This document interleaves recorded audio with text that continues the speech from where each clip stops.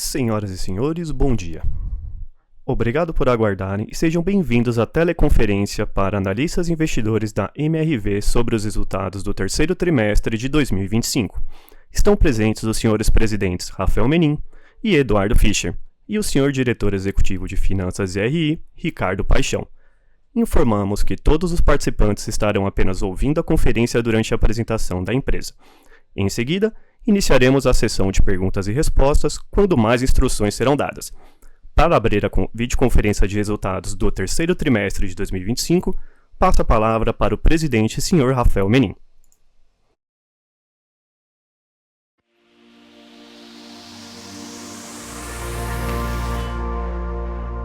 Bom dia a todos. Eu gostaria de agradecer a presença de vocês em mais um call de resultados da MRV Co.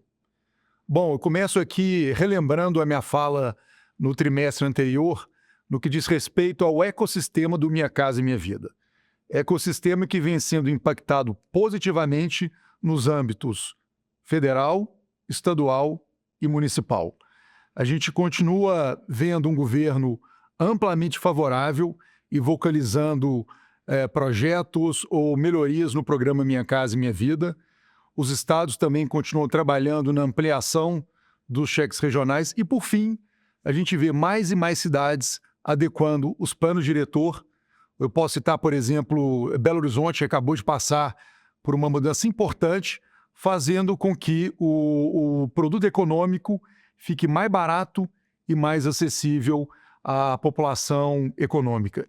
E a combinação desse trabalho, ela tem um efeito explosivo, fazendo com que esse mercado, que já é muito forte, tenha uma capacidade ainda maior de absorver uma demanda crescente no segmento econômico. Falando agora sobre a MRV, né, foi mais um trimestre, o terceiro tri, mais um trimestre de evolução em praticamente todas as métricas operacionais e também financeiras.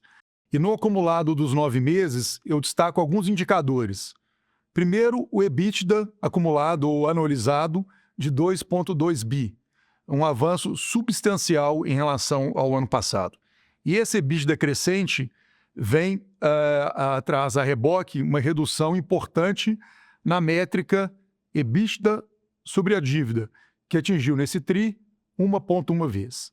Um outro indicador super importante, a ROL acumulado no ano de 7,4 bi, apresentando uma evolução de quase 20% em relação ao ano passado. E falando especificamente desse trimestre, nós já chegamos num patamar importante de lucratividade, atingindo um lucro de 200 milhões de reais. Bom, o que suporta a evolução desses indicadores financeiros? A evolução de todas as métricas operacionais. Como a gente vem dizendo já há algum tempo, o custo, que é uma combinação de terrenos mais baratos e um custo de obra controlado, vem tendo uma participação ou uma importância muito grande na recuperação da margem bruta. E, por outro lado, o preço de venda continua avançando pouco acima da inflação. Então, essa conjugação de um custo que não está crescendo ou que está super controlado e um preço de venda que continua crescendo um pouco acima da inflação faz com que nós tenhamos uma capacidade de melhorar a margem bruta da companhia a cada trimestre. Agora, o que não foi tão bem? O descasamento entre repasse e produção. Nós produzimos no acumulado do ano 30 mil unidades e repassamos 25 mil unidades. A produção ela cresceu em relação ao ano anterior e, como já dito antes, a um custo, eu diria que flat ano contra ano, o que é muito bom, né? Mas, por outro lado, o repasse ele não cresceu, ele veio flat em volume, né? O que retardou a recuperação da geração de caixa, ainda que ela tenha sido bem melhor do que no ano de 2024. E o que a gente espera daqui para frente, no quarto TRI, é que o repasse, dado que a gente teve aqueles problemas com cheques regionais, também o primeiro trimestre mais fraco em venda bruta, né? Já que a gente espera que a gente supere esses dois issues, o que a gente deve ver no quarto TRI é que o repasse ele ande um pouco acima da produção, fazendo com que a dinâmica de geração de caixa daqui para frente ela tenha uma dinâmica bem diferente do que foi nos primeiros 3 trimestres de 2025. Bom, e para finalizar minha fala em relação ao MRV, né, eu gostaria de ressaltar que a gente tem uma plataforma única, né? Nós somos a única empresa do Brasil que já lançou por volta de 600 mil apartamentos ao longo da nossa história, né? A gente tem um conhecimento acumulado inigualável das cidades que a gente atua, uma presença geográfica bem maior do que qualquer companhia, né? Uma especialização, um conhecimento tácito de cada mercado que a gente atua, e aí eu não tenho nenhuma dúvida em dizer que esse é um grande diferencial competitivo da companhia. É importante ressaltar também que a gente continua trabalhando com muita humildade, com muito afinco, com muita disciplina, para continuar trimestre a trimestre entregando indicadores operacionais e financeiros ainda melhores. Falando agora da Urba, né, eu estou muito animado com a Urba. A Urba é uma companhia que tem um modelo único, talvez seja a única incorporadora do Brasil com modelo Asset Light, uma companhia que consegue securitizar a sua carteira durante a fase de obra. Também é fundamental destacar o turnaround feito pelo time da Urba nos últimos trimestres.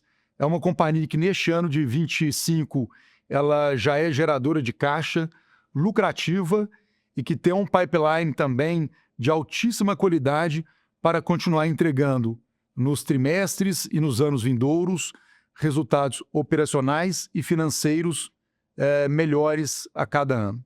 E para fechar, agora eu vou falar da Resia.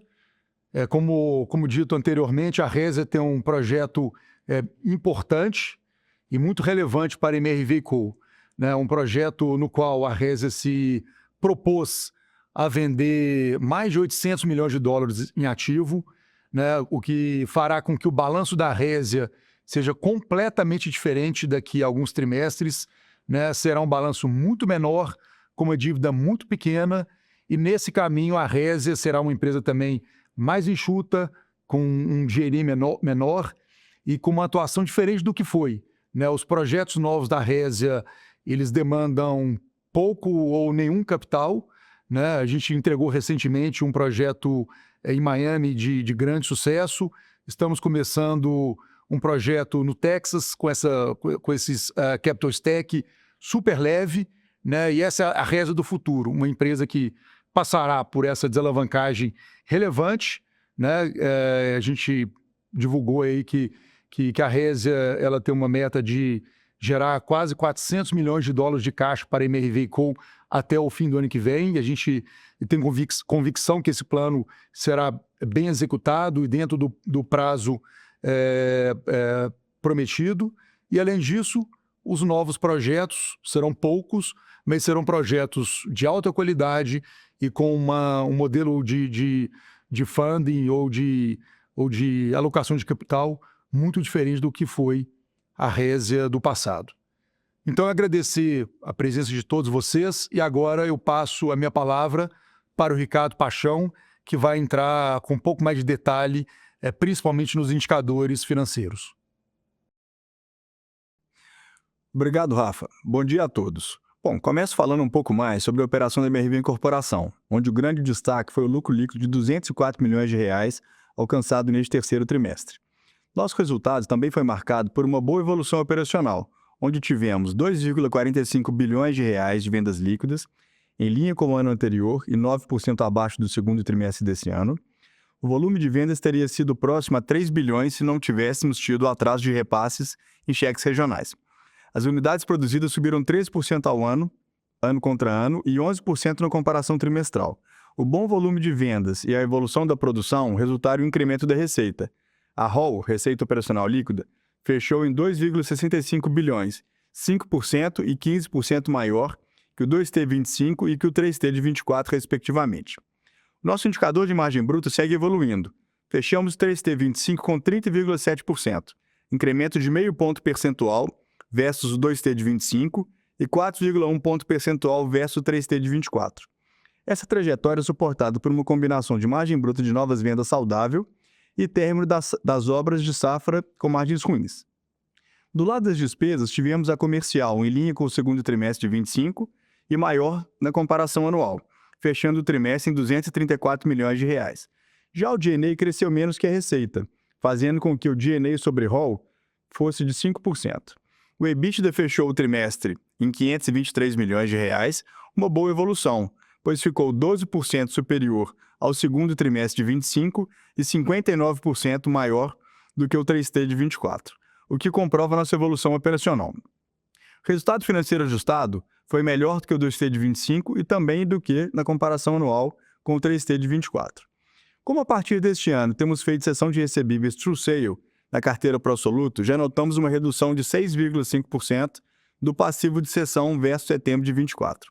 O lucro líquido, como já dito, de 204 milhões de reais, foi 63% maior que o 2T de 25 e o triplo do alcançado há um ano atrás. Passando agora para o balanço, destaco que a operação da MRV Incorporação alcançou break-even no terceiro trimestre de 25, na geração de caixa, ex cessão de recebíveis.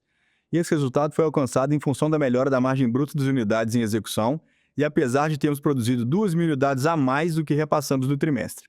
Tivemos no acumulado do ano até agora 5.200 unidades produzidas a mais do que unidades repassadas. Isso trouxe um forte impacto na queima de caixa da companhia. Para o quarto trimestre, temos uma dinâmica diferente, com mais repasses do que unidades produzidas. Isso impulsionará a geração de caixa. Olhando agora para o endividamento da Operação Brasil, fechamos o 3T25 com dívida líquida sobre EBITDA anualizado de 1,11 vezes, 38% e 13% melhor que um ano e um trimestre atrás, respectivamente. No 3T25, nossos covenants de dívida voltaram a patamares mais confortáveis, sendo que o de dívida líquida mais imóveis a pagar sobre o patrimônio líquido alcançou 0,5, versus o limite de 0,65. Veremos nos próximos períodos esses indicadores melhorando ainda mais com a execução do processo de desalavancagem. Passamos agora para a sessão de perguntas e respostas. Obrigado.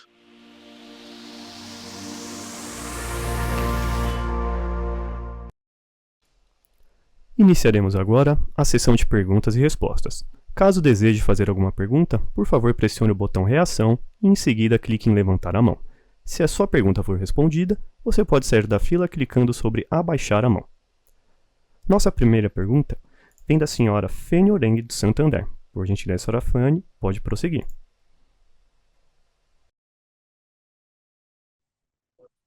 Olá. Bom dia a todos. Obrigada por pegarem minha pergunta. Eu tenho duas perguntas.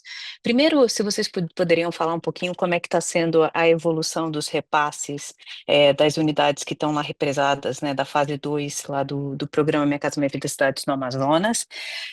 E a segunda pergunta, queria entender um pouquinho com relação à Résia. Primeiramente, como estão as negociações, né, para venda de projeto? Quando vocês acham que a gente pode começar a ver, né, Tributary eventualmente sendo vendido? A gente viu que está bem estabilizado já, né? Então queria entender qual a expectativa para a venda aí desse projeto especificamente, que eu entendo que seria o primeiro, né? E além disso também, o que vocês acham que a gente pode esperar para frente com relação a resultado recorrente de Résia, né? Então, acho que a gente está com um pouco de dificuldade aqui de tentar projetar o que é essa empresa no futuro, o que é G&A dela olhando para frente, né? Entendo que enquanto a propriedade está dentro de vocês tem uma receita começando a ser gerada, né? Mas também queria entender o que a gente pode esperar com relação a custos também. Sei que vocês não dão guidance específico para a Résia, mas isso aí acho que ajudaria bastante aqui nas nossas projeções. Super obrigada. E Fani, bom dia. Rafael Bom dia. falando por aqui. Vamos lá. Em relação aos repasses, tá? A dinâmica do quarto TRI, ela veio evoluindo, estou falando especificamente de Manaus, tá, Fani? Ela está evoluindo em relação ao que foi o terceiro TRI, mas não dá para cravar que a gente vai terminar o ano sem nenhum passivo. A gente ainda tem 45 dias até o fim do ano, então tem semana que é um pouco melhor, tem semana que o ritmo piora um pouco, né? Certamente melhor do que foi no terceiro TRI, mas ainda é insuficiente para poder garantir que a gente fecharia o ano sem nenhum passivo, né, nos cheques regionais de Manaus, tá? Bom, em relação à Résia, o Tributary, ele já está em processo de venda. Eu acho que tem uma possibilidade razoável da gente assinar o contrato neste ano, mas o closing certamente não será no ano de 25, tá? O closing deverá ficar para o ano de 26, né, primeiro tri de 26. E tem também alguns terrenos em negociação, em fase final de contrato, pode ser que tenha closing, algum closing nesse ano, ou pode ser que escorregue para o primeiro tri de 26.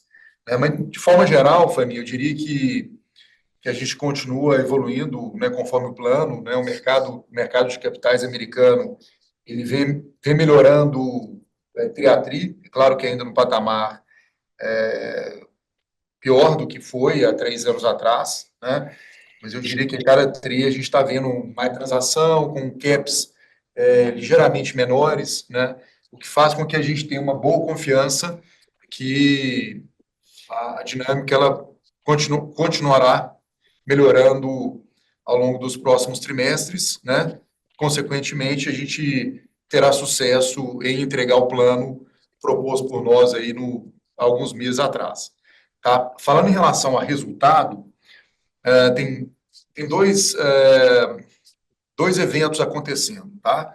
O primeiro é que a gente fará uma nova redução no DNA da Resia, que já começou agora no quarto tri, e a gente vai concluir essa nova redução até o fim do primeiro tri de 26. Tá? Então, a Resia ela vai ser uma empresa ainda mais enxuta do que a Resia atual. Um outro aspecto importante é que o NOI de cada projeto ele passa a ser mais positivo na medida que a gente vai alugando mais. Né? Você tem o OPEX do projeto, né? Os projetos entregues, são 5 projetos entregues, e o projeto está lá operando com todos os custos. Então, na medida que a gente vai alugando os projetos, a partir de 70% você chega no ponto de break-even do NOI. Tá? Então, certamente, o quarto tri, olhando nessa rúbrica de despesa, né, OPEX e receita de projeto, né, que é o NOI, a gente vai ter alguma melhora em relação ao terceiro tri. No primeiro tri do ano que vem, vai ser um pouquinho melhor, né?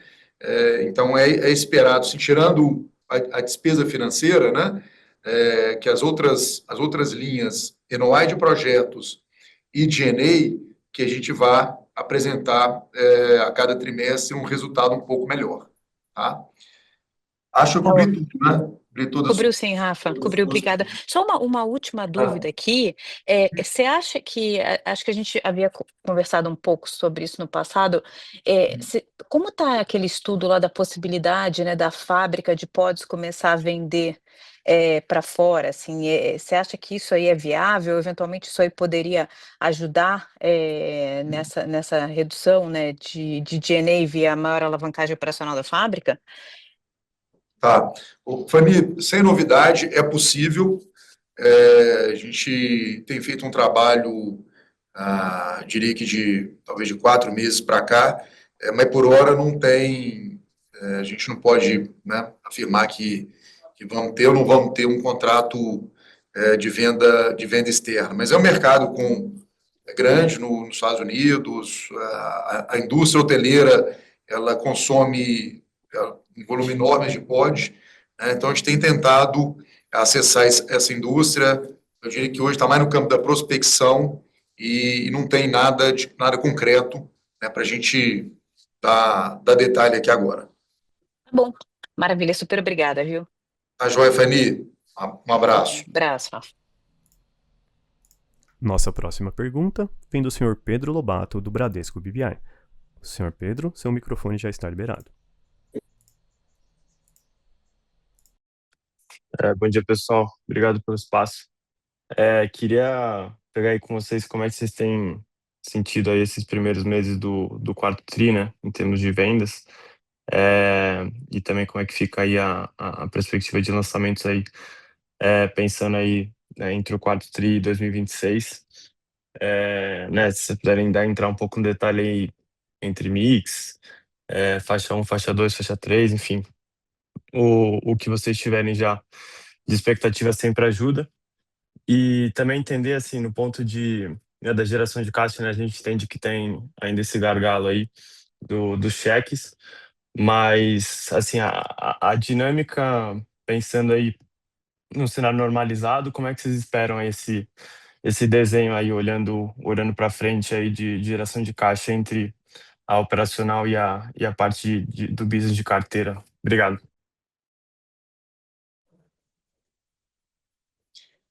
Eu tudo bem, Fischer aqui, bom dia. Vamos lá. Em relação ao quarto T, a gente teve um bom outubro, tá? Então outubro vem bem.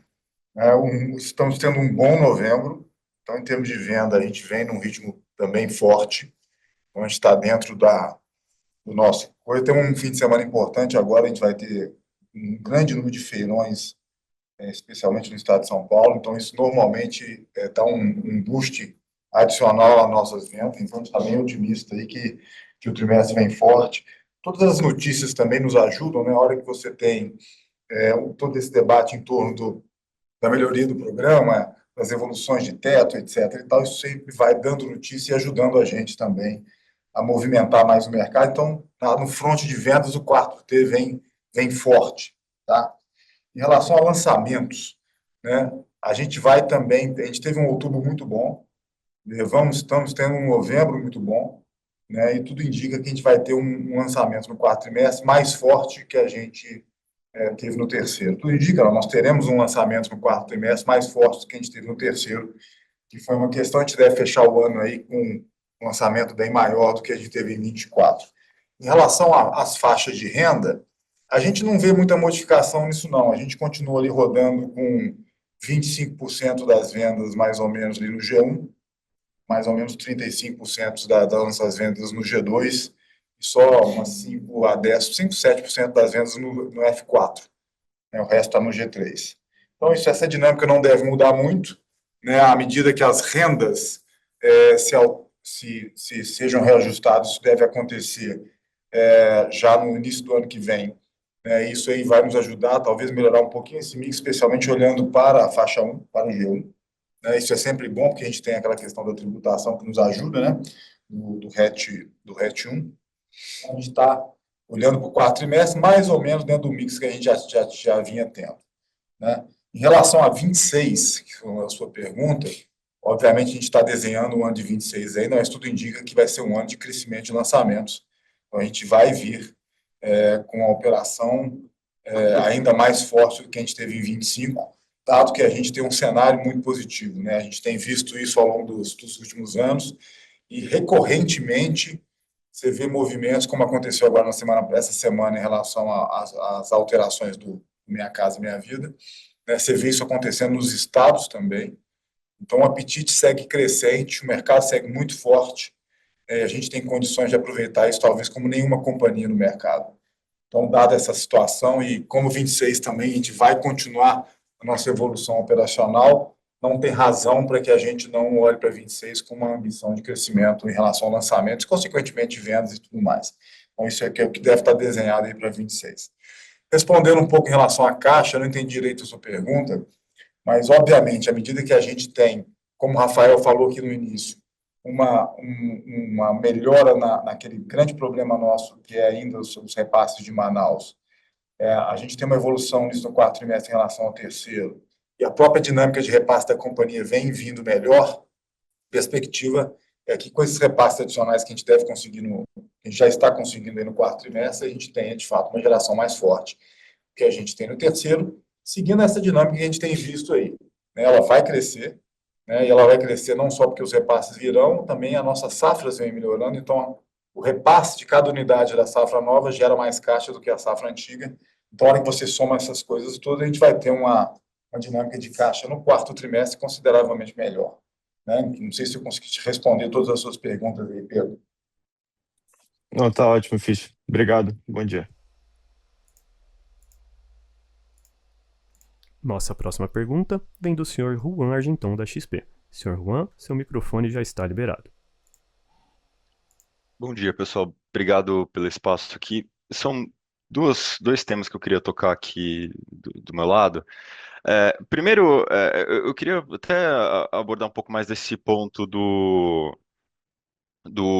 das melhorias no programa no Minha Casa Minha Vida, né? Eu acho que a gente teve recentemente essas notícias de revisão de curva de subsídio, né? E eu queria entender um pouco como que vocês veem efeitos positivos disso para a operação de vocês e como talvez capturar esses benefícios, né? Se efetivamente pode ter uma redução de pró-soluto, ou talvez vocês aproveitem isso para captura de demanda, e especialmente na região norte, né? Que a gente sabe que tem um pouco desse efeito dos repasses dos cheques regionais, mas a gente sabe que a curva de subsídio cresceu bastante por lá, né? Queria entender um pouco como vocês estão vendo de perspectiva. E aí, a minha segunda pergunta é mais sobre resultado financeiro nas operações do Brasil, né? Eu acho que a gente vê uma redução, acho, bastante significativa, né, dessa linha quando a gente olha na métrica ajustada tri contra tri. E queria entender um pouco desses efeitos, né? Acho que o Kaká até comentou um pouco do efeito de amortização de passivo de cessão, mas queria entender se tem alguma coisa que a gente está perdendo aqui, dado essa redução bastante forte, e como vocês esperam que isso progrida para frente, né? Se efetivamente a gente deve continuar vendo essas quedas progressivas ali de resultado financeiro ajustado na Operação Brasil. Obrigado, pessoal. Agora o Fischer aqui, eu vou responder a primeira e vou passar para o Kaká te responder a segunda, tá? Então, respondendo a primeira, assim, de trás para frente. A gente tem na região norte, de fato, já teve ali um aumento do subsídio ali para 65 mil inicialmente. Mas ele é muito concentrado. Dentro do faixa 1, você tem duas subfaixas salariais. Então, a primeira subfaixa, que vai até R$ 2.100 de salário, ela tem esse benefício maior, né? É uma subfaixa que a gente ataca pouco, uma renda baixa para a gente, né? Então, a gente deve ter, vindo da curva de subsídio, talvez pouca coisa para capturar em relação a esse movimento específico do norte, tá? Em relação a como a gente captura os benefícios, a gente sempre olha cidade a cidade, produto a produto, Juan, para poder tentar ver como que a gente captura isso. Isso vai mais em direção ao preço e à margem em produtos que a gente está mais perto do teto, da faixa naquele produto, a gente vai mais na direção do preço. Em produtos onde a gente já tem uma folga em relação ao teto da cidade, a gente caminha mais na direção da redução do pró-soluto. Então, normalmente, é um mix dessas duas variáveis que a gente faz essa análise produto a produto, tá? Você tem um benefício adicional que a gente não citou, que com a redução, com a mudança na tributação, na isenção das faixas de imposto de renda até 5 mil, as nossas famílias se encaixam muito bem nisso. Então, além de todos os benefícios que a gente está tendo em relação às alterações dos tetos de preço nas cidades e os tetos de renda que virão no início do ano que vem, a gente tem adicionalmente um ganho de capacidade financeira dos nossos clientes. E a hora que você olha, uma parte relevante dos nossos clientes são marido e mulher, ou seja, você tem um benefício adicional ainda que a ser capturado a partir do início do ano que vem, que esse excesso de renda que virá e que vai nos ajudar também. A hora que você empilha tudo isso, a gente olha para um ano 2026 com bastante otimismo, dado que esses ventos de cauda aí vão só nos ajudar, né? Ainda falando adicionalmente, que você não citou mais, que a gente tem previsto, a gente tem percebido, sabe, Juan? Olha o que está acontecendo no mercado de São Paulo hoje. O mercado de São Paulo é o que é hoje por conta de medidas de alteração de legislação que aconteceram há 10 anos atrás. Isso é nítido para todo mundo. O que a gente consegue ver com mais intensidade, especialmente no último ano, várias cidades em que a gente opera fazendo movimentos semelhantes ao que São Paulo fez há uns anos atrás. O benefício que a gente pode colher disso é muito alto. O Rafael citou isso rapidamente na abertura, falando sobre Belo Horizonte. Mas não só Belo Horizonte, Campinas teve alteração, Rio de Janeiro, então você tem alterações legislativas que vão beneficiar não só a MRV, a indústria de forma geral, mas a gente pode colher benefícios adicionais em relação a isso. É importante, tá? Isso é muito relevante. Então, a hora que você empilha tudo isso, a gente olha para 2026, 2027 com um otimismo grande, porque você tem uma série de benefícios adicionais em diferentes frontes que vão habilitar o nosso cliente a acessar o imóvel e a gente ter rentabilidades crescentes adicionais a essa eficiência operacional que a gente já vem conseguindo. Então, a gente está bastante otimista em relação a tudo que está acontecendo. Vou passar para o Kaká te responder a segunda pergunta. Bom, Juan, bom dia. Vamos lá. São 3 impactos principais que a gente teve aqui, né, dessa redução de despesa financeira. Tá? O primeiro ponto é referente ao passivo de cessão. A gente tem parte da nossa dívida atrelada ao indicador de IPCA e parte do passivo de cessão também atrelado ao IPCA. Né? Como o indicador de IPCA corrigiu essas dívidas, ele foi menor no 3T do que ele foi no 2T, a gente acabou tendo um impacto positivo aqui. Tá? A gente teve um desconto de cessão também menor, né? O volume de true sale que a gente fez, ele foi menor do que no trimestre anterior. Isso acabou impactando aqui no montante de 18 milhões de reais a menos, né, de despesa por desreconhecimento, antecipação de despesa por desreconhecimento de carteira, do que a gente teve no TRI anterior. E, para finalizar, a gente teve a questão do equity swap, tá? Que acabou, né, a ação valorizou aqui nesse trimestre, então a gente teve um impacto de 25 milhões de reais positivo. Na hora que a gente olha para frente, o que a gente pensa, como é que a gente deveria ver essa linha de resultado financeiro, né? A gente né, volta a gerar caixa daqui para frente, então a alavancagem cai, consequentemente a gente tem uma despesa financeira caindo em função disso, tá? E um outro ponto importante é que, atualmente, a nossa despesa financeira concessão, ela está pegando ainda todas as operações on-balance que a gente fez, né, nos anos de 23 e 24, e todas as operações off-balance que a gente fez em 25. Tá? Em 26, a gente não vai ter o impacto da carteira que a gente cedeu em 25, porque ela já vai ter passado toda na cabeça, né? E a gente deixa de ter o impacto de 23. Então, eu posso te afirmar que o nosso despesa com passivo de cessão, no ano de 25, ele é o pico do que deve acontecer, né? Para frente também a gente vê uma dinâmica de redução em função desse impacto que eu falei que agora a gente tem despesas de carteira on-balance com off-balance somadas ao mesmo tempo. Tá ótimo, bastante completo, pessoal. Muito obrigado. Nossa próxima pergunta vem da senhora Carla Graça, do Bank of America. Senhora Carla, seu microfone já está liberado. Bom dia, pessoal. Obrigada pela oportunidade de fazer uma pergunta. Eu tenho duas do meu lado. Primeiro, eu queria abordar um pouco de lucro líquido, né?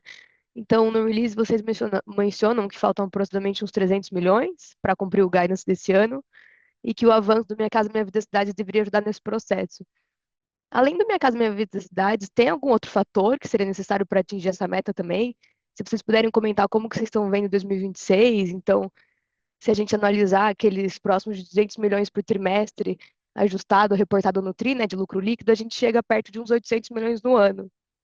Eu queria saber como que vocês enxergam essa possibilidade e quais seriam os principais riscos para não alcançar esse patamar. E a minha segunda pergunta tem a ver com Resia, então se vocês puderem comentar um pouco como que está a demanda por venda de ativos, se vocês acreditam que vão conseguir vender os 640 milhões próximo ano, se vocês devem deixar para vender mais no final do ano ou não, como que está isso? Obrigada. Bom, vamos lá, Carla, Ricardo falando. Primeiro, referente ao lucro líquido, né, o que a gente enxerga hoje, tá? Mantendo a dinâmica da margem bruta, continuar essa recuperação de 30, 40, 50 bips por trimestre, né? Essa é uma premissa que a gente colocou ali dentro, tá? Agora, uma outra premissa que eu acho que é relevante é o seguinte: a MRV é a única empresa que divulga as vendas depois que a venda foi repassada, né? Então, a gente está falando aqui de uma venda garantida, tá? Então, o que a gente considera aqui?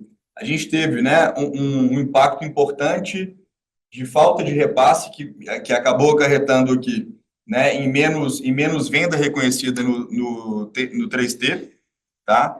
Então, além das vendas mais fortes no quarto T, orgânicas, vamos colocar assim, a gente ainda deve ter uma queda desse backlog, tá, de unidades repassadas no quarto T. Então, a venda contábil do quarto T, ela vai ser uma venda forte, porque já teria uma venda normalmente forte, tá?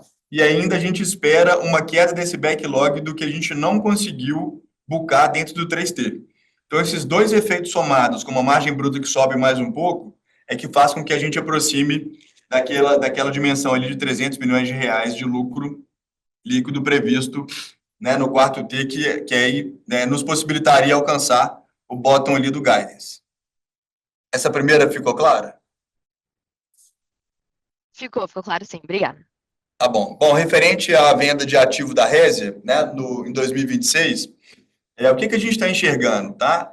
A gente está bem confortável com relação à execução daquele plano, né? A gente colocou um prazo ali de venda dos ativos até o final do ano que vem. A gente tem visto uma série de novas matérias, né, de matérias de jornal norte-americano, mostrando como que esse mercado de locação ele tem recuperado, né? Ele vem se recuperando ao longo do tempo. Tá? O principal driver aqui é a queda de taxa de juros. A taxa de juros norte-americana já teve cortes, mas ainda é previsto, né, são previstos novos cortes para frente. E isso vai sustentar com que a gente consiga fazer as vendas dentro dos parâmetros de impairment que a gente colocou, tá?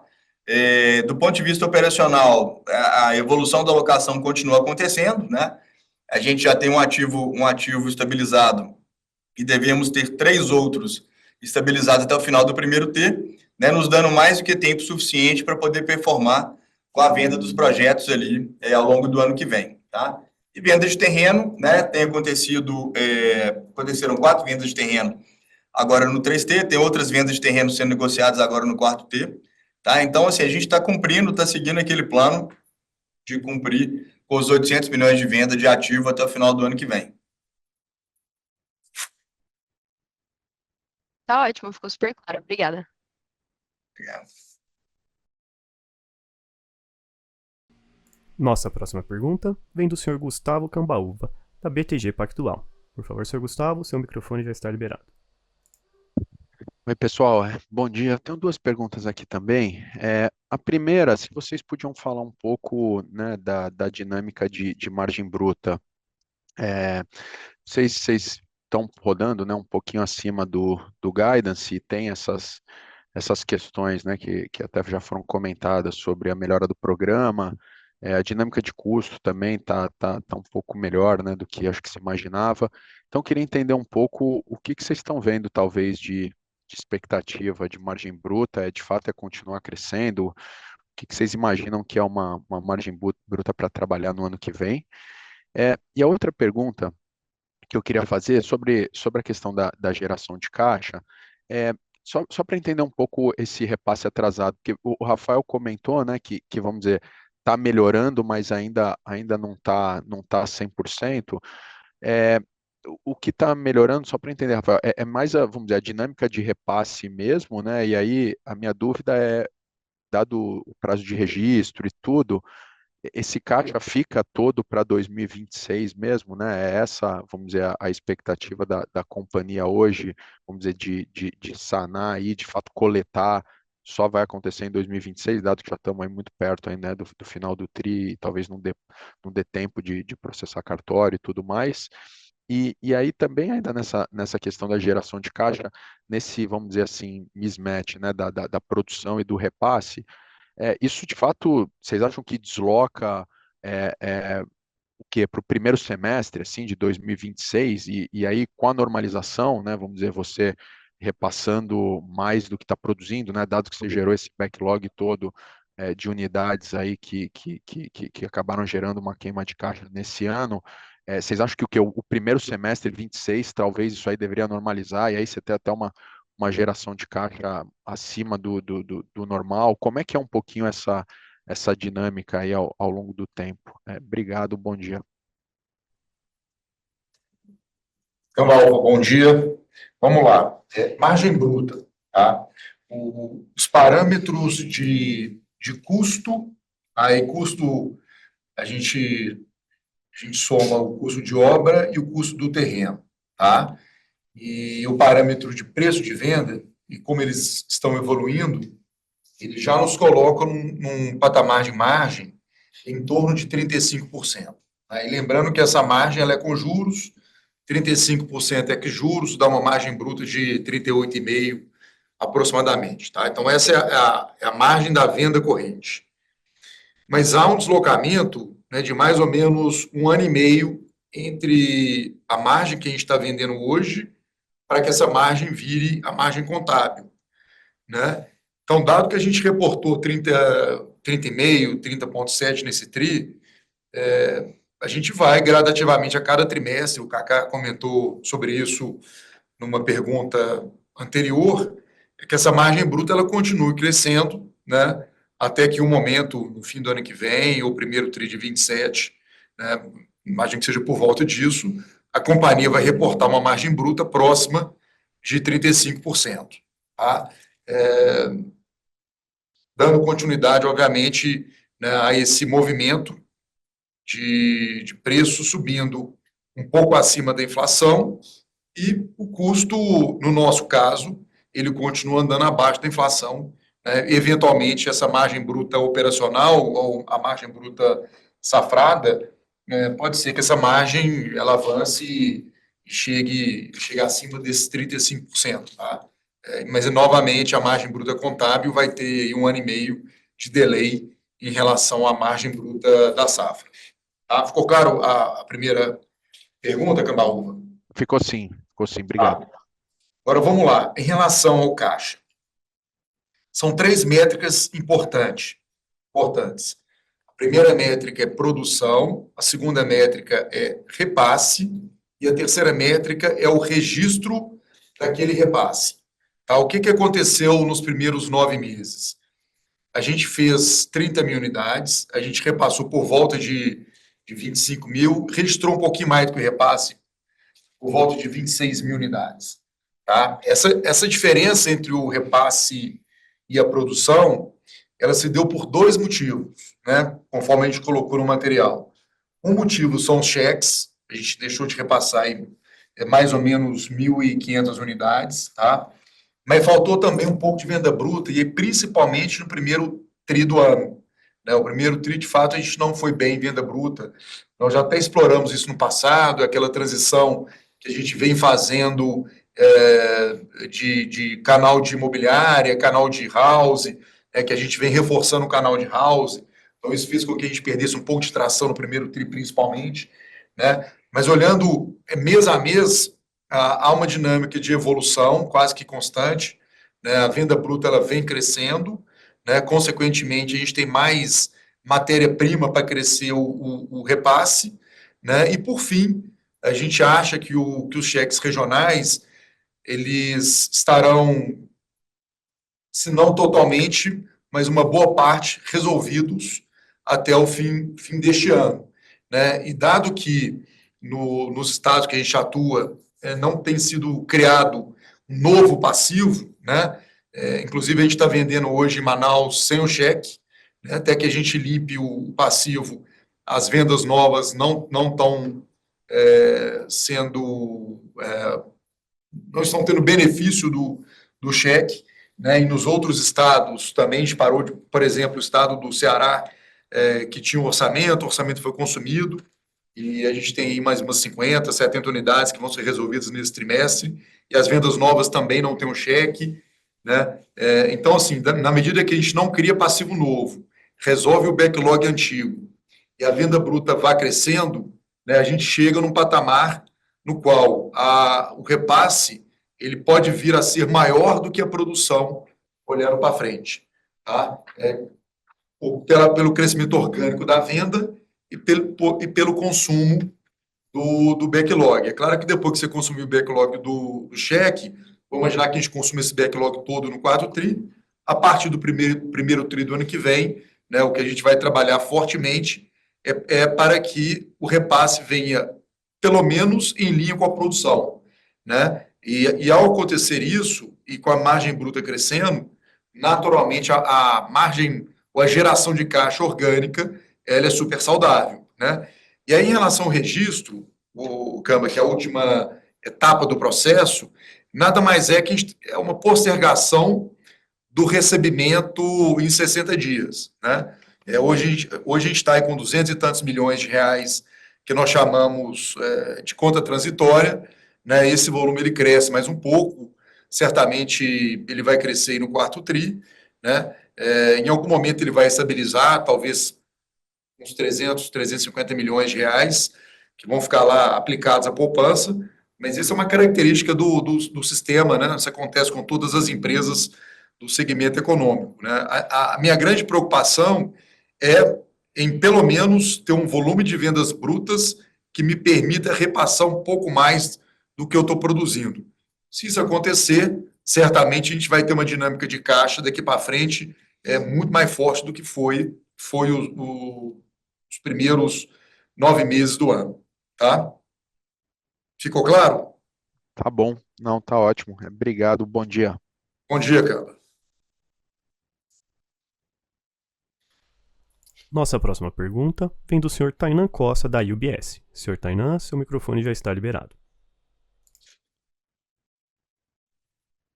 Bom dia, pessoal. Eu queria abordar um pouco aqui o tópico de Urba, né? Acho que foi um resultado até positivo, embora, né, não muito representativo no todo. Mas se vocês conseguirem fazer um recap aí do que foi esse turnaround, o que foram as melhorias, né, durante esse período, né? Por que o time da melhora agora?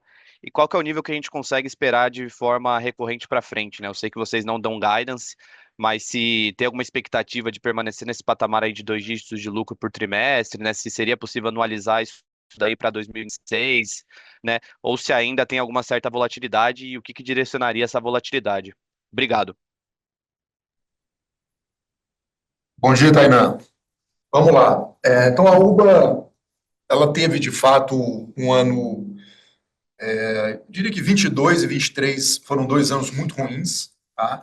A empresa, ela passou por um crescimento muito rápido, um aumento de geografia também, de forma muito acelerada, né? E da mesma forma que a MRV foi impactada por uma inflação de 40%, ou talvez um pouco mais, né? No caso da Urba, a inflação foi ainda maior, né? Os insumos principais da Urba, em alguns casos, eles subiram 100%, né? E o preço subiu mais lentamente. Então, aquela safra que nós lançamos em 21 e 22 foram safras muito ruins, né? E nesse momento também a gente foi um pouco mais agressivo em compra de terreno, a gente acabou comprando terreno com torna, né? Por torna, terreno com dinheiro. Então foi um ciclo de execução ruim. A partir de 24, né, a partir do começo do ano passado, inclusive com um management novo, uma empresa mais enxuta, uma geografia também mais enxuta, com um portfólio de produtos também mais focado, a gente começou tri a tri a vender um pouco mais, a recuperar preço, recuperar margem, né?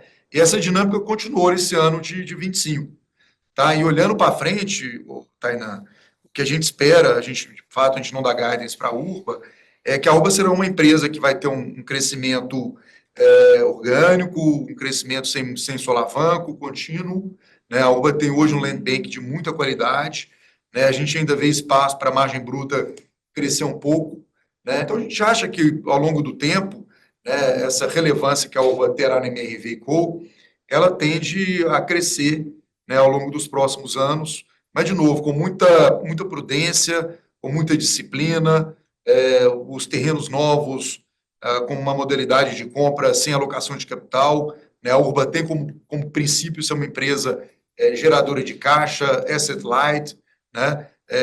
Com o G&A crescendo menos do que receita.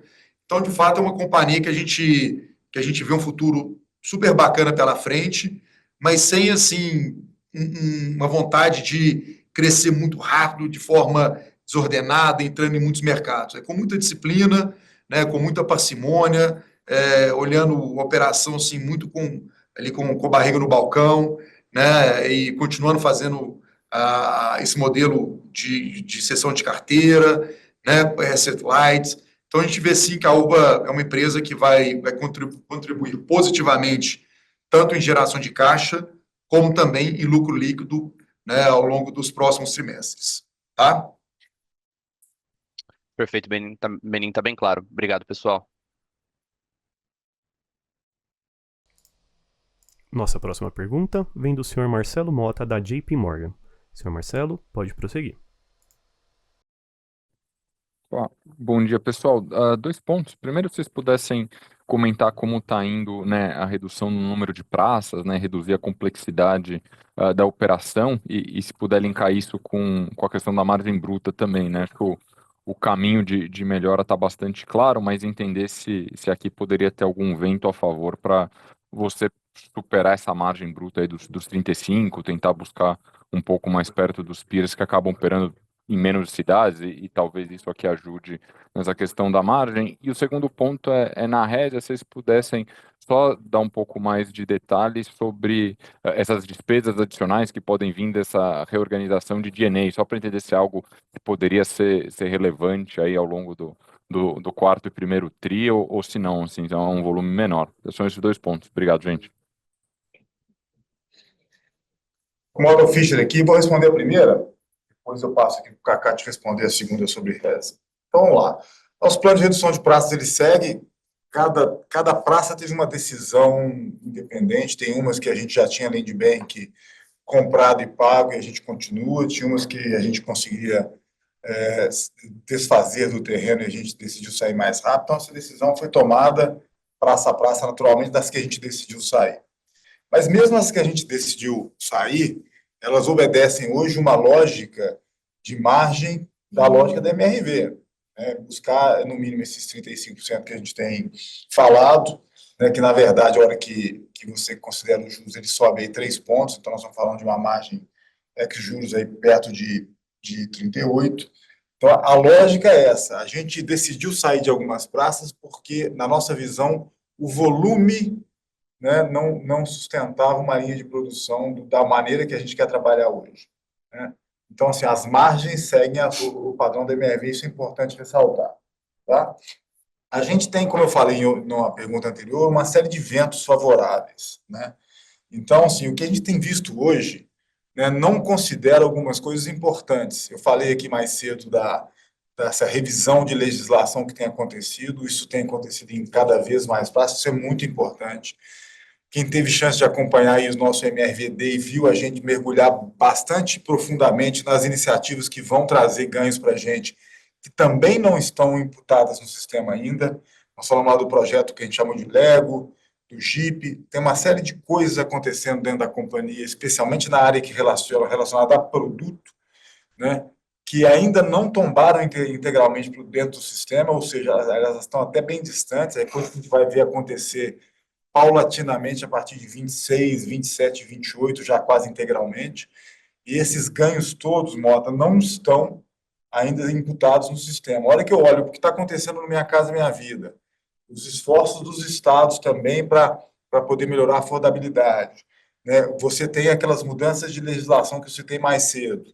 Adicionalmente a isso, você tem os projetos de redução de praças da MRV e também a esses que eu acabei de citar. A hora que eu empilho tudo isso, eu tenho, como eu falei mais cedo aqui, um otimismo enorme do que a gente consegue construir e entregar a partir de 26, 27, 28, adicionalmente a essas eficiências que a gente já tem conseguido dentro da operação hoje, tá?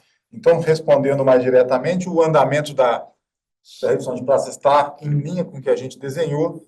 Isso quer dizer mas não quer dizer que a gente vai perder margem, né? Então, assim, vou passar aqui para o Cacá te responder, Reza, tá bom? Mota, na verdade, como esse layoff, né, vai acontecer no mercado americano, lá é bem mais simples do que aqui no Brasil, então os impactos são pequenos, tá? Na verdade, a gente vai ver, na verdade, uma redução do D&A para frente, sem impacto de aumento aqui no quarto T e no primeiro T de 26 em função disso. Perfeito. Muito obrigado, gente. Bom dia. Nossa próxima pergunta vem do Sr. Rafael Heder, da Safra. Sr. Rafael, pode prosseguir. Bom dia, pessoal. Eu tenho 2 pontos também que eu queria tocar. O primeiro em relação às mudanças lá do Conselho Curador que eles anunciaram essa semana, mas mais na questão do aumento do teto nas cidades, que foi agora ali para os 275 mil e para os 270. Queria entender o quanto que vocês já estavam barrando nos tetos antigos e entender qual seria mais o benefício para vocês, se vocês imaginam que isso deva vir com ganho de preço ou deve focar mais ali se trazer um cliente novo e aumentar a VSO. E o segundo ponto, eu queria tocar em relação à margem bruta, mas mais no que vocês estão provisionando ali de inflação, né? Que eu lembro que no começo do ano vocês estavam com um cenário mais conservador, só que acabou não se concretizando, né? Estamos vendo um cenário muito mais benéfico para custo, o dólar para baixo. Entender se vocês já reduziram esse patamar de provisão ou se isso pode até ser um upside para a margem do ano que vem, à medida que a inflação vai ficando nesse patamar. Obrigado. Rafael Fischer aqui de novo. Em relação ao Conselho Curador, sim, esse é um movimento que está sendo feito paulatinamente, né? As mudanças que vieram do teto, elas não vieram para todos os recortes, então isso é importante. Dos recortes que vieram, a gente tem uma exposição que beira aí os 40% do nosso estoque, então é relevante, tá? Mas não é a totalidade.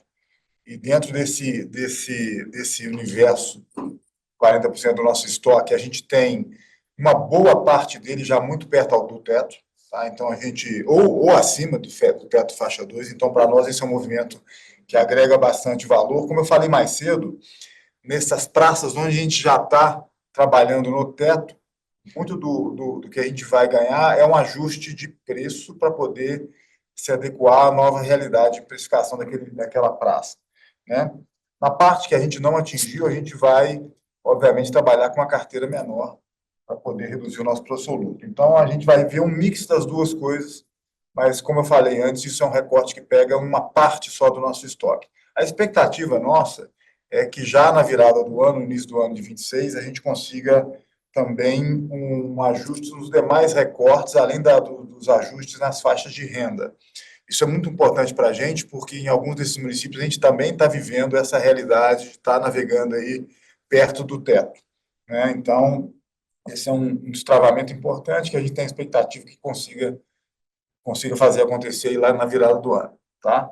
Em relação à margem bruta, inflação, de fato, a gente está tendo um comportamento, como a gente bem deixou claro aí no material, diferente da expectativa. A gente está rodando bem. Isso vem não só de uma situação de pressão menor de materiais, mas também de ganho de eficiência da MRV. Isso é importante citar. A hora que você olha para o custo, não é só a inflação que está rodando lá fora, né? A gente tem também ganhos de eficiência dentro da companhia, né? Isso acaba se refletindo no que a gente, né, no que a gente chama lá do desembolso unitário, né, do gasto em cada uma das unidades para ser produzidas. Então, você tem esses dois fenômenos acontecendo, ganho de eficiência, né, e o cenário externo de inflação. Você tem uma pressão hoje na mão de obra que eu acho que ela vai continuar acontecendo, mas que ela é hoje offsetada por um ganho de negociações de material. Dado esse contexto, a gente já olha para frente com uma perspectiva de inflação um pouco menor. A gente olha para frente considerando aí uns 5% de inflação, né, nos cenários olhando para 26, 27, 28. Então, a gente já considera isso como uma margem de segurança boa, dado que a gente tem conseguido entregar. E conectando com o que eu respondi anteriormente para o Mota, né, você tem vários processos nossos que começam a entrar em produção que vão trazer ganhos adicionais de produtividade e de redução de custos. Então, olhando para esse cenário, a gente está bem confortável com o que a gente está prevendo hoje para o cenário inflacionário da próxima safra, tá bom? Não, tá super claro. Obrigado, viu, pessoal? Bom dia. Obrigado. Nossa próxima pergunta vem do Sr. Piero Trota, do Citi. Sr. Piero, pode prosseguir. Bom dia, time. Obrigado pelo call. Eu tenho duas perguntas. A primeira é como que vocês estão vendo a estratégia daqui para frente em repasse de preço? Deve continuar um pouco acima da inflação ou caminha para ficar mais em linha, dado que também vocês estão vendo esse ganho de eficiência em custo, então talvez a necessidade de repasse de preço já não é a mesma que foi no passado, e até não sei se tem... Se é possível também continuar com esses repasses acima da inflação. Então, essa é a primeira pergunta. E a segunda é entender como que vai ser o desembolso de caixa em terrenos para 2026, tanto terrenos novos e terrenos que foram comprados no passado e ainda possuem alguma parcela, se puderem falar mais ou menos o que seria o montante nessa linha. Obrigado. Bom dia, Piero. Rafael Menin falando por aqui. Vamos lá. Repasse de preço, tá? Conforme dito pelo Fischer, as condições do Minha Casa Minha Vida, elas são muito boas, né? A gente tem aí os programas estaduais que ajudam, alguns estados estudando a implementação também dos subsídios, né? Mas no âmbito municipal também, muita coisa boa acontecendo, mudança de plano diretor. Enfim, a dinâmica do Minha Casa Minha Vida, que é muito boa, a gente vê espaço para que a dinâmica fique ainda melhor, né? Claramente é um mercado, dado um déficit gigantesco em formação de famílias, né? Por volta de 1 milhão de famílias são formadas por ano, né? Então, na medida que você dá condição de compra para essas famílias, o mercado tem uma dinâmica super forte, né? Então, a gente continua acreditando, ou não é acreditando, a gente tem a certeza que essa dinâmica ela prevalece e se fortalece com cada ajuste que é feito ou no âmbito federal, com apoio no âmbito estadual e também esses ajustes municipais. Então, posto tudo isso, né, a gente tem percebido, hoje tem conseguido, né, repassar preço ligeiramente acima da inflação, foi assim ao longo deste ano, e a gente acha que também será possível ter uma dinâmica parecida a partir do ano que vem. Né? E na outra ponta, a ponta de custo, né, o que a gente vê é que os terrenos comprados nos últimos 2 anos, eles foram mais baratos do que os terrenos que a gente comprou em ciclos anteriores. A gente também vê ganhos de eficiência na produção, a gente vê ganhos de eficiência no projeto, né? A gente tem conseguido fazer apartamentos um pouco mais compactos, apartamentos mais eficientes, né? É claro que isso leva um certo tempo para entrar na linha de produção, tá? Então, olhando a fotografia, não diria nem a fotografia, olhando as alavancas atuais, que vão virar o futuro da companhia, a dinâmica de preço, ela caminha numa boa direção, e a dinâmica de custo, quando eu digo custo, é custo de obra e custo de terreno, a gente também vê um bom caminho, né? E aí a conjugação desses 2 fatores é que a gente enxerga, sim, espaço para ter uma margem bruta superior à margem bruta atual, da safra atual, que já está por volta de 35%, lembrando sempre, né, que o 35% é com juros, margem ex-juros, já é uma margem pouco acima de 38%, então é possível sim que a gente chegue numa margem bruta ex-juros acima desses 38%, tá? Estamos trabalhando para isso e confiantes que isso acontecerá ao longo dos próximos trimestres. Em relação a terreno, Piero, o que vai acontecer com o MRV, né? Dado que a gente vem comprando 90%, os terrenos comprados, né, mais recentes, 90% destes terrenos foram em permuta financeira ou física, mas majoritariamente em permuta financeira, só uma pequena parte em torno, né? E vamos lançar também muita coisa, muitos terrenos que foram comprados e já pagos, né? O que a gente vai ver daqui para frente, durante uns 2, 3 anos, é que o volume de desembolso com o terreno ele vai ser proporcionalmente menor do que o VGV lançado. Inclusive, a gente fez um slide no MRVD e está na nossa apresentação também, está no site, né, como se fosse uma caixa d'água. Né, a entrada ela está menor do que a saída. Nós já chegamos a ter 2,5 bi de capital alocado em terreno, esse volume ele vem caindo, ele vai fechar o ano aí com uns 300 milhões a menos do que ele começou, né, mas a nossa meta é fazer com que essa caixa d'água ela chegue a ficar abaixo de R$1 bilhão. Isso significa que ao longo, isso não vai acontecer em um ano, né? Mas entre 24 e talvez 28, 29, a gente vai ter mais ou menos 1,5 bi de capital alocado a menos em terreno. Tá? Ficou claro para você? Tá super claro. Muito obrigado, Rafa. Tá, joia, Piero. Abraço. Nossa próxima pergunta vem do senhor Elvis Credendio, do Itaú BBA. Senhor Elvis, pode prosseguir. Bom dia, Rafa, Eduardo, Kaká. 2 perguntas aqui do meu lado. A primeira é sobre Lugo, né? A Lugo tem projetos aí que somam VGV de R$200 milhões. Queria entender como que vocês esperam a monetização desses ativos, o time, né, para a venda desses ativos, se daria para contar com isso ali para 2026. E a segunda pergunta é mais sobre geração de caixa, uma dúvida mais conceitual até, se vocês pudessem detalhar um pouquinho mais a metodologia que vocês usam para confeccionar, né, a geração de caixa do guidance, em outras palavras, entender como que vocês, os ajustes de fato que fazem ali para uma simples variação de dívida líquida, e entender, né, como que essa metodologia, dado as recentes estratégias aí de venda de carteira de justiça, como que essa metodologia capturaria isso, né?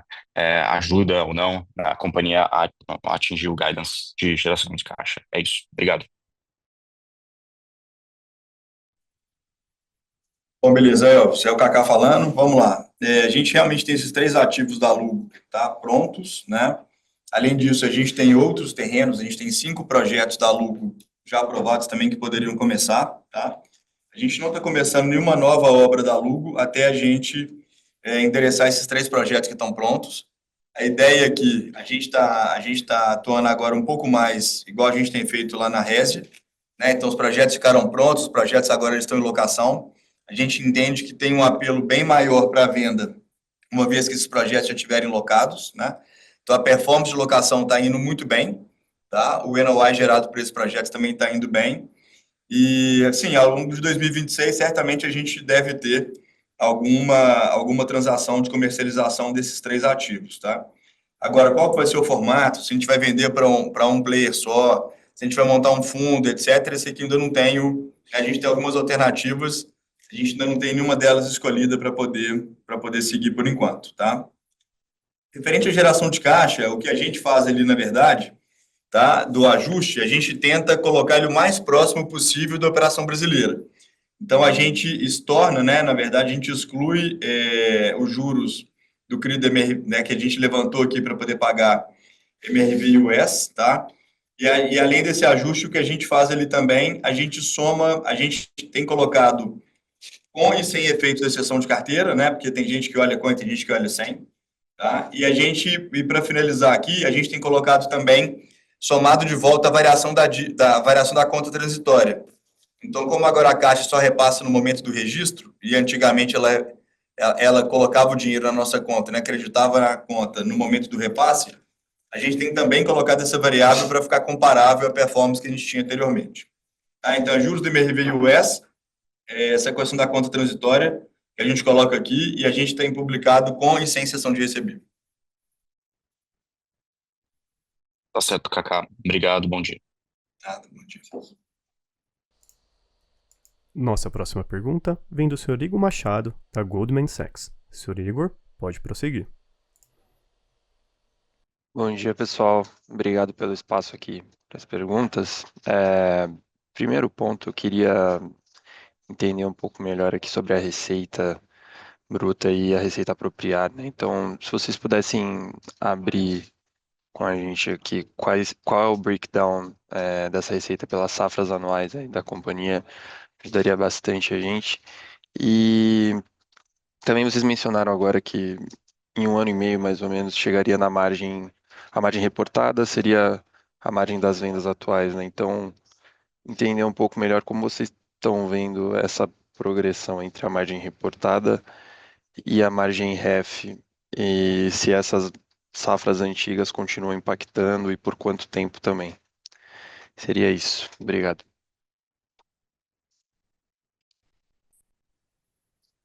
Beleza, bom, vamos lá. Igor, Ricardo falando aqui. Então, primeiro em relação à receita, né, a receita apropriar e a margem também apropriar, a gente tem mais ou menos uns 10 pontos percentuais de diferença entre uma e outra, tá? Então, hoje o que a gente tem ali na ref está girando em torno de 33%, né? Contra reportada agora de 30,7%. Mais 1 ano e meio a gente deve ver, né, a margem de novas vendas que está acontecendo agora, a margem contábil, desculpa, convergindo para novas vendas que a gente está vendo, que esse ano está em torno de 35%, tá?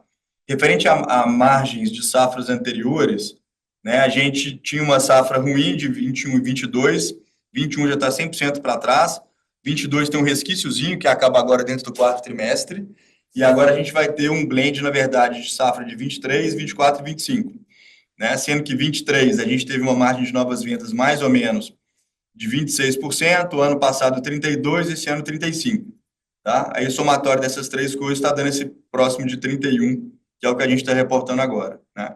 Ao longo do ano que vem, a gente acaba essa safra de 23%, e aí vamos começar a colocar de 24%, 25% e 26%, é o que suporta esse incremento de margem que a gente deve ver para frente aqui, também no ano de 26%. Perfeito. Obrigado, Ricardo. Nossa próxima pergunta vem do Sr. André Baia, da construtora Estrela da Manhã. Sr. André, pode prosseguir. Bom dia a todos. Assistir aí esse turnaround da MRV é melhor do que assistir série da Netflix, né? Cada trimestre uma melhora, e a gente como acionista fica muito animado, vendo o quanto vocês estão aprendendo aí com esse momento difícil e seguramente vão sair fortíssimos lá do outro lado daqui a alguns anos. A minha pergunta é a seguinte: vocês lançaram aí a Cidade Sete Sóis, empreendimentos gigantescos em aproximadamente 5 ou 6 cidades, cada empreendimento com VGV total de bem mais de R$1 bilhão e que nenhuma concorrente faz. Portanto, pode gerar um diferencial competitivo para a MRV dominar esse tipo de empreendimento. A minha pergunta é a seguinte: como é que estão andando as cidades 7 sóis? Se estão nas margens previstas? Se as vendas estão indo bem? Se a tendência é escalar mais ou menos? Eu queria, por favor, um briefing da cidade 7 sóis. Muito obrigado, parabéns, e vamos esperar as cenas do próximo capítulo. Bom dia, André, o Fischer aqui. Sim, de fato, Cidade de Sete Sóis é uma estratégia importante para a gente. A gente lançou mais recentemente em São José dos Campos, né? Fizemos lançamento no mês passado, muitíssimo bem, né? Lançamos bem, com margens boas. A vantagem dos projetos Sete Sóis, né? Que além de toda a parte urbanística que é muito boa, a gente consegue dar uma bela sequência, né, de lançamento sem ruptura na linha eu tenho sempre os melhores corretores, sempre a melhor equipe comercial, sempre os melhores engenheiros, então eu tenho uma linha de produção que se estende durante vários anos naquele local, que em termos de produtividade, ganho de escala, é muito importante, muito relevante. Ela é uma parte da estratégia da MRV, né? A gente é um mix, eu não posso... normalmente, a cidade de Sete Sóis tem um prazo de aprovação mais alongado, então ele entra preenchendo um mix importante, a gente tem, já estamos na 7ª, né? Mas via de regra são sucessos, né? E dão para a gente como eu falei, essa linearidade que é importante dentro daquelas praças onde a gente está operando. Mas sim, tem sido case de sucesso um atrás do outro, e é muito bom para nós dentro da nossa estratégia de lançamento, de venda e de sustentar a linha dentro daquelas cidades. Obrigado, viu? Encerramos nesse momento a sessão de perguntas e respostas. Para as considerações finais, gostaria de passar a palavra para o presidente, Sr. Eduardo Fischer. Por favor, Sr. Eduardo, pode prosseguir. Bom, pessoal, só uma reflexão aqui final que a gente acabou não citando no call, é uma coisa que está bastante forte aqui dentro da MRV. Como é que a gente olha para a companhia hoje, né? A companhia tem claramente evoluído trimestre a trimestre, a gente tem seguido o líder de mercado com muita força, né? Nós temos conseguido fazer lançamentos maravilhosos, a receita crescente, a diluição de despesas que também não para de acontecer, né? Então, a gente tem, do lado operacional, conseguido entregar uma evolução muito importante tri a tri, né? Então, olhando para o mercado de forma geral, a gente discutiu isso bastante hoje, né? Você tem um cenário muito positivo, não só pela demanda muito quase infinita que a gente tem, mas vários incentivos, diferentes frentes que nos permitem capturar cada vez melhor essa demanda. Mas olhando para a operação da companhia versus o upside que a gente tem, eu acho que existe uma simetria enorme aí. A MRV tem hoje 270 canteiros de obra em andamento, um time de engenharia robustíssimo, né, que já produz essa escala há muito tempo, há mais de uma década, né? Isso nos dá uma segurança operacional enorme.